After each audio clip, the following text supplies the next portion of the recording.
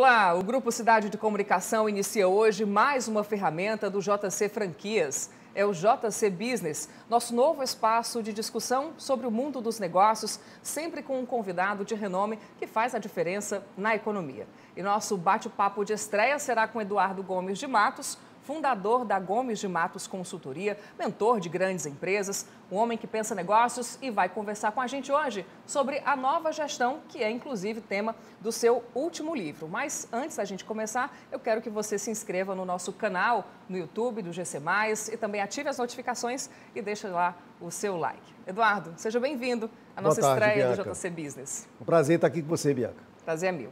Bom, a gente vai começar pela obra, né, que reúne aí as suas principais ideias para que grandes líderes empresariais consigam, nessa nova gestão, reinventar suas organizações e vencer numa economia que também teve que ser modificada ao longo dos últimos anos, né? Então, para a gente começar esse bate-papo, rapidamente, que caminhos são esses?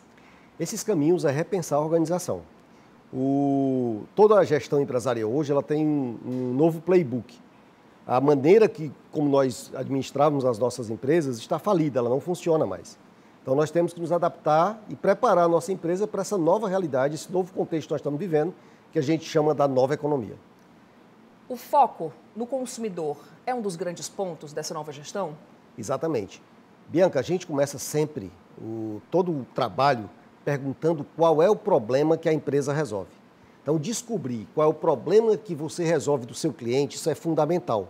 Então, o Uri Levine, que é um dos fundadores, um dos grandes empreendedores do mundo, fundador do Waze, ele diz que o empreendedor nunca deve se apaixonar pelo seu produto, pela sua solução, pela sua empresa, mas sim se apaixonar sempre pelo problema do cliente. Qual é o problema do cliente que você resolve?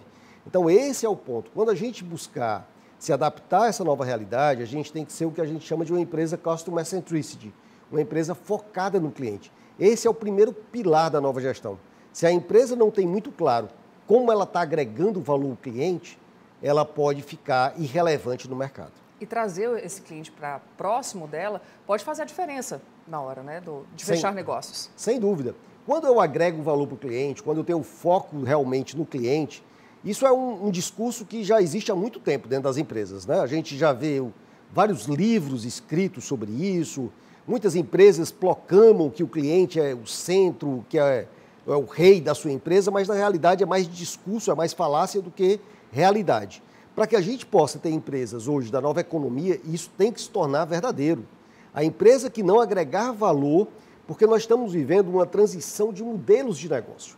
Então hoje a concorrência que nós tínhamos anteriormente, nós repetíamos modelos anteriores, que às vezes vinham de 3 gerações, pais, filhos e netos, mas que hoje esses modelos de negócio estão sendo impactados muito fortemente. Alguns mais fortemente, como, por exemplo, comunicação, como educação, como varejo, como tecnologia, que a gente chama no olho do furacão, no olho de toda essa mudança que a gente está vivendo, que é esse mundo que a gente chama de um mundo VICAI, né? Que é um mundo extremamente volátil, as coisas são muito rápidas e mudam muito rápido, Bianca. Extremamente incerto, nós não temos mais certezas. Então, hoje a gente tem que conviver com a imprevisibilidade. Sim. As empresas e as pessoas, todos nós buscamos a previsibilidade. Todos nós queremos previsibilidade. Os acionistas querem previsibilidade, os empregados querem previsibilidade, os clientes querem previsibilidade. Só que hoje nós vivemos num mundo imprevisível, extremamente incerto. E toda essa complexidade e também ambiguidade. Então, não existe mais a tirania do ou é isso ou é aquilo. Então, hoje nós vivemos a beleza do I. É isso, é o A, o B e o C. Então, nós vivemos essa diversidade e as empresas precisam aprender isso. E, por fim, inédito, porque muitas coisas que nós estamos vivendo desses últimos 2 anos são totalmente inéditas para todos nós. Pois é, mas dentro desse cenário incerto que você acabou de falar, o investimento, ele é um risco. Você testar novos produtos, novos tipos de serviço, né? Ele é um risco. Então, como minimizá-los?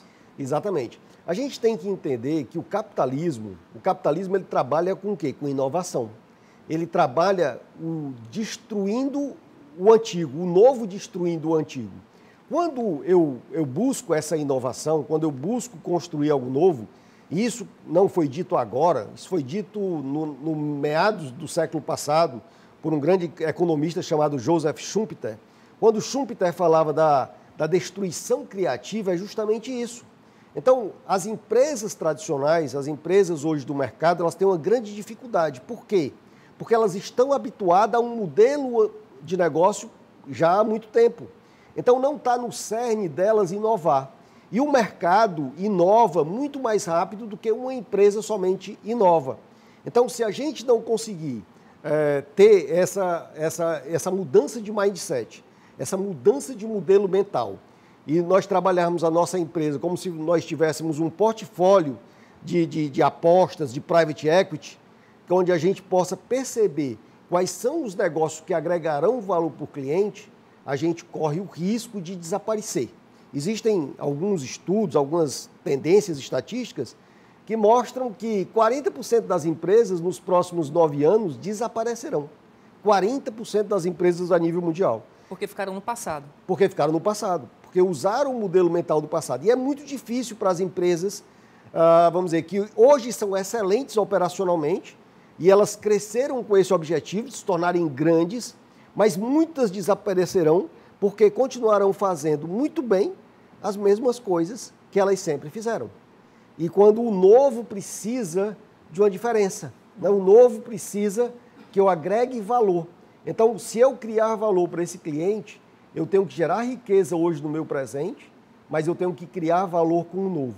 Então, essa ambidestria, eu saber gerenciar muito bem o meu presente, saber gerenciar o meu futuro, aí é onde está a dificuldade da maioria das empresas. O gestor precisa ser ambidestro, então. Pensar no hoje e no futuro. E no futuro. E a operação puxa todos os gestores para o hoje. Aqui no Grupo Cidade, puxa para a gente fazer o jornal de amanhã. Sim. Puxa para que a gente possa cumprir a nossa programação dessa semana. Quando a gente precisa ter tempo também para pensar em como o consumidor irá se informar, como ele irá se entreter. E o Grupo Cidade se preparar para essa nova realidade que há de vir pelos anos seguintes. Então, essa é a grande dificuldade que as organizações tradicionais têm. Eduardo, a internet ela faz parte do presente e certamente do futuro. Então, fazer essa fusão entre o físico e o digital, o uso das redes sociais, faz parte também desse processo de inovação. Excelente pergunta essa, Bianca.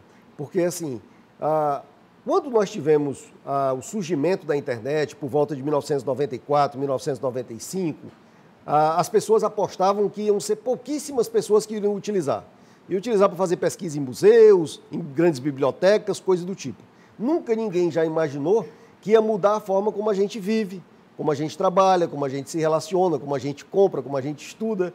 Então mudou a forma do mundo, né? E principalmente com o lançamento do iPhone em 2007. Então isso, vamos dizer assim, aumentou consideravelmente essa integração que você coloca entre o físico e o digital. Então, o metaverso que nós estamos falando hoje do Facebook, né?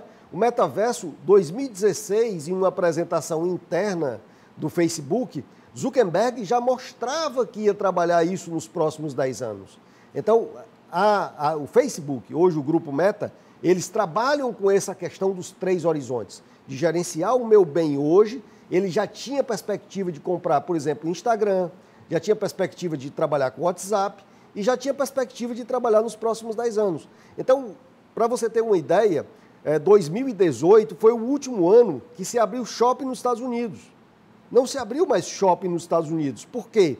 Porque a facilidade, a segurança de entrega e a rapidez de entrega que nós temos num país como os Estados Unidos possibilita que o consumidor faça essa integração. E o metaverso vem ainda aumentar mais ainda esse phygital, que a gente chama, que é essa interação entre o digital e o físico. E a gente não pode deixar de falar de inteligência de dados, que ela é utilizada hoje por grandes empresas e por empresas que estão dando esse passo à frente, né? Exatamente. Então, por exemplo, existia no começo da primeira Revolução Industrial, o que é que movia, antes da Revolução Industrial, o que é que movia o mundo? Era a força do trabalho do homem e a força dos animais, era o que movia o mundo. E aí surge, então, a máquina a vapor e as empresas, então, vamos dizer assim, aumenta muito esse processo de industrialização quando a gente tem a máquina a vapor. Depois, nós tivemos a criação da eletricidade. Então, mudou da máquina a vapor para a eletricidade. Por volta também do século passado, surgiu, então, a computação. Então, nós saímos do vapor para a eletricidade para a computação. E hoje, o que move as empresas modernas, as organizações inteligentes que nós chamamos, é os dados, são os algoritmos. Então, basta você procurar alguma coisa no teu celular que você já começa a receber todas as propagandas. Não precisa mais nem procurar, né? Basta falar e você já está sendo ouvido. Exatamente. Impressionante. É impressionante. Então, as TVs inteligentes, o nosso celular, você fala e aí você pensa que é coincidência. Daí a pouco começa a aparecer anúncios para você sobre aquele assunto que você estava falando, né? É verdade. Você, como consultor, analisa os casos de sucesso, obviamente, como citou agora, né, há pouco, mas os fracassos também, para que eles sejam utilizados de outra forma nas empresas. Exatamente. Inclusive, eu acabei de ler um livro agora que fala justamente sobre isso, Bianca, que é Lições de $1 bilhão. Eles pegaram empresas que fracassaram e os seus executivos ou seus empreendedores perderam mais de $1 bilhão, né? É difícil porque todo mundo gosta de falar dos seus sucessos, mas as pessoas não gostam muito de falar dos seus fracassos.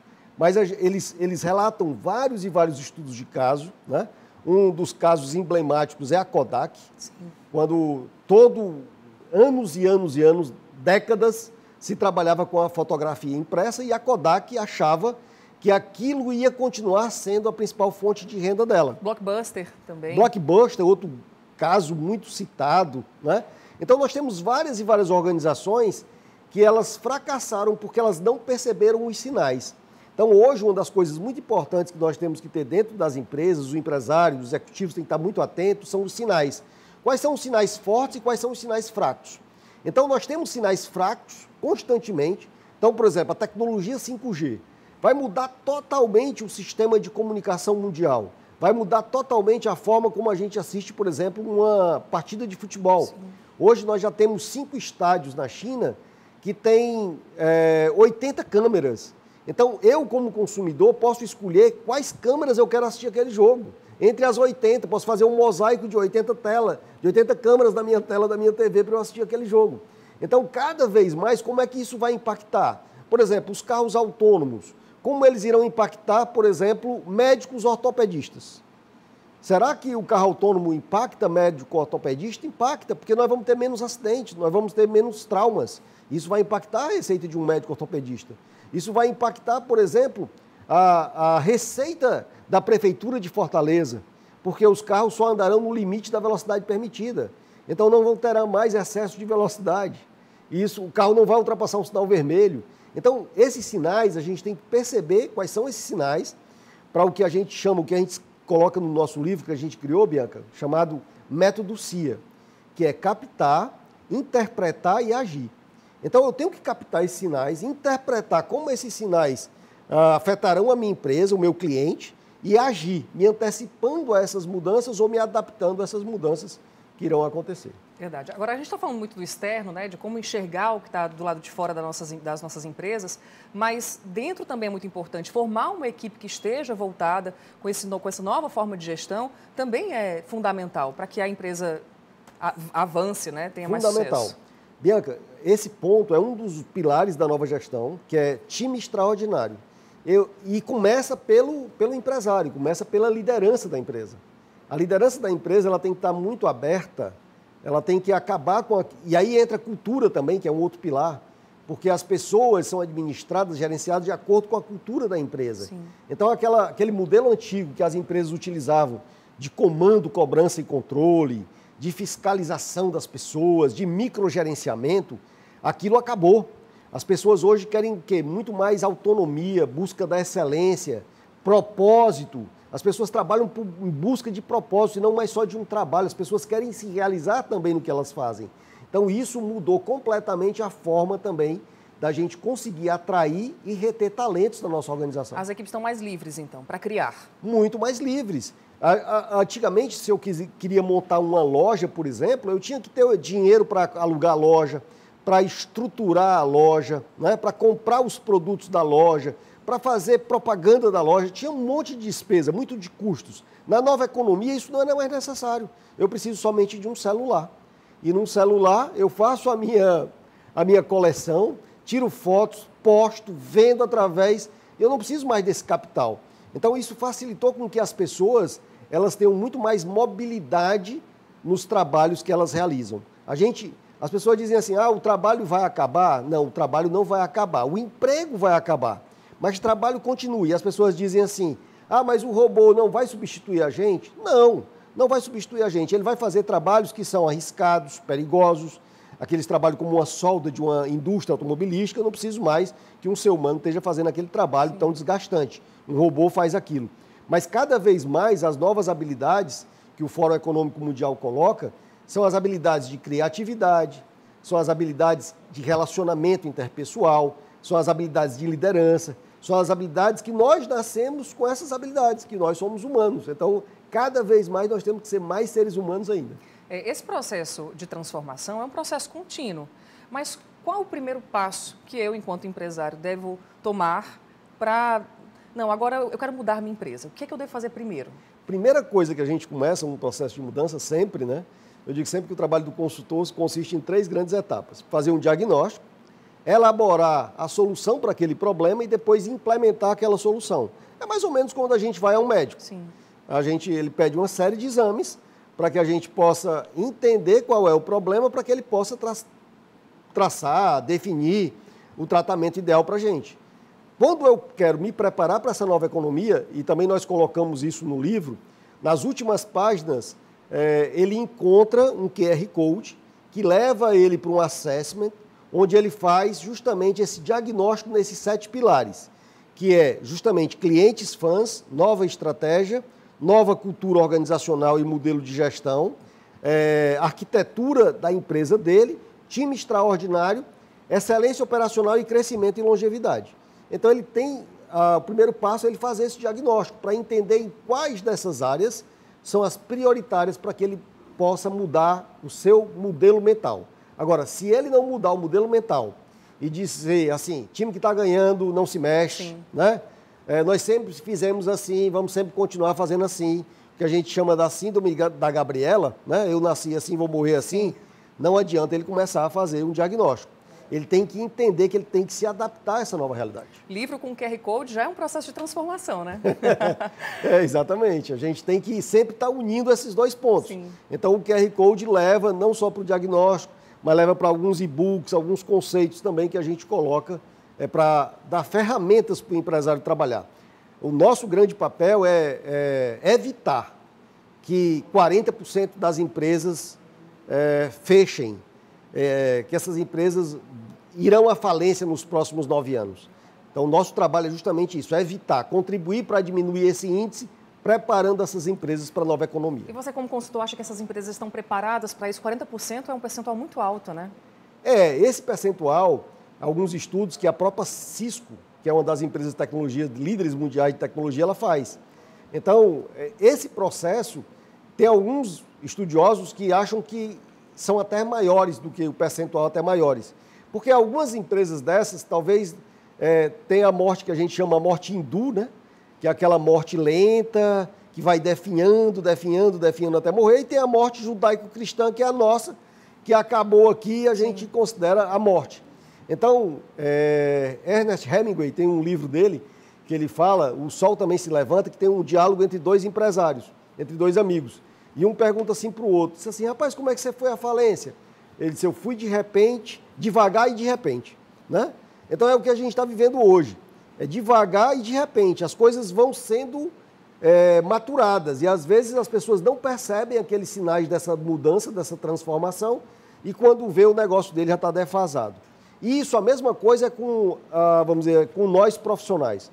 Os profissionais terão que mais de 1 milhão de pessoas terá que fazer um processo forte de upskilling, reskilling, adquirir novas habilidades nesses próximos 9 anos. Porque senão elas ficarão sem trabalho e sem emprego. A organização como um todo tem que mudar, né? Não Exatamente. Apenas a base, não apenas o fim da estrutura. Agora, para a gente encerrar aqui nosso papo, uma palavra que defina, que seja pilar dessa nova gestão. A nova gestão somos eternos aprendizes no futuro. Tá certo. Eduardo Gomes de Mato, a gente agradece muito a participação aqui nesse bloco de estreia, né? Obrigado, do JC Bianca. Business. Foi muito boa a conversa, que a gente tem outras aqui para frente. Obrigado, Bianca. Agradecer a você, ao Grupo Cidade, por sempre ser inovador e sempre estar trazendo conteúdo relevante para a nossa sociedade. É a gente que agradece. Você já sabe, né? Mais uma vez eu lembro. Acesse o nosso GC Mais no YouTube, também se inscreva, ative as notificações e deixe lá o seu like. Até a próxima. Tchau.